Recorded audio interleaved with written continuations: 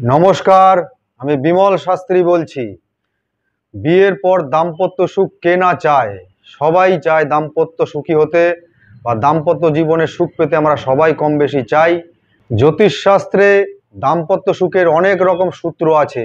আজ যে সূত্রটার কথা বলবো সেটা বিধাতার দেওয়া সূত্র, অর্থাৎ বিধির লিখন যাদের মধ্যে লেখা থাকবে তারা দাম্পত্য সুখ পাবে। অর্থাৎ বিয়ের পিড়িত থেকে যে সমস্ত ছেলে মেয়েরা পালিয়ে যায়, সেই লগ্নের মধ্যে যে সমস্ত ছেলে মেয়েদের আবার বিয়ে হয়ে যায়, তাদের মধ্যে বিধির লিখন অর্থাৎ বিধাতার নির্বন্ধ যোগ লেখা থাকে।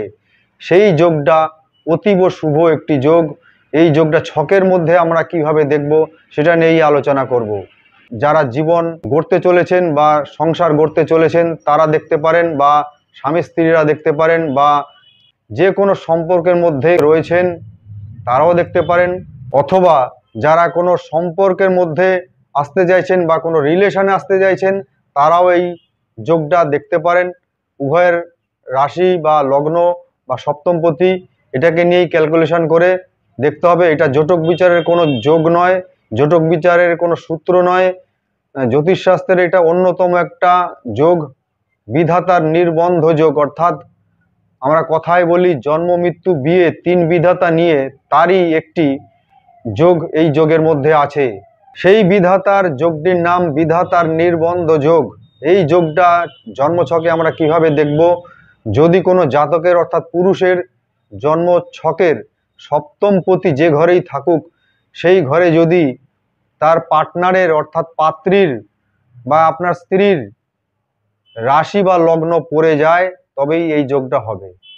একদম সাধারণ একটা হিসাব, এটা আপনাদের বুঝতে আশা করি কোনো অসুবিধা হবে না।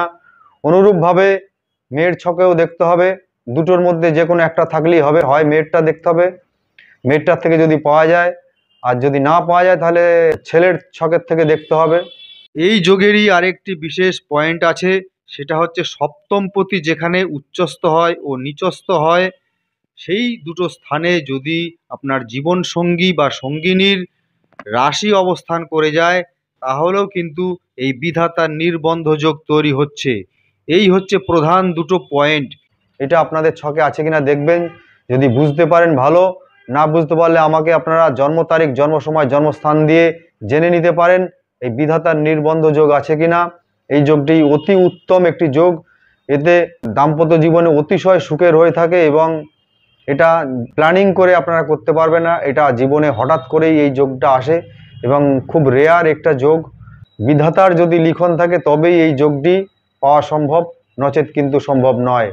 এই যোগের ব্যাপারে আর বিশেষ কিছু বললাম না, খুবই সাধারণ একটা যোগ, আপনারা আশা করি খুব সহজে বুঝতে পারবেন। শুধুমাত্র সপ্তমপতিকে কেন্দ্র করেই এই যোগ। সপ্তমপতি দেখবেন আপনাদের ছকের মধ্যে কোথায় আছে, সেই জায়গায় আপনাদের পার্টনারের বা লাইফ পার্টনার বা জীবনসঙ্গী যেই হবে তার রাশি বা লগ্ন আছে কিনা দেখে নেবেন, অথবা সপ্তমপতি কোন গ্রহ, সেই গ্রহটা যেখানে যেখানে উচ্চস্থ হবে বা নিচস্থ হবে সেই জায়গাতেও যদি দাম্পত্য সঙ্গীর বা পাত্রীর বা পাত্রের রাশি, শুধুমাত্র এক্ষেত্রে রাশি যদি থাকে তাহলে সেই বিধাতার নির্বন্ধ যোগ তৈরি হচ্ছে। আমি আরেকবার রিপিট করে দিলাম। এই পর্যন্তই, ধন্যবাদ, ভালো থাকবেন।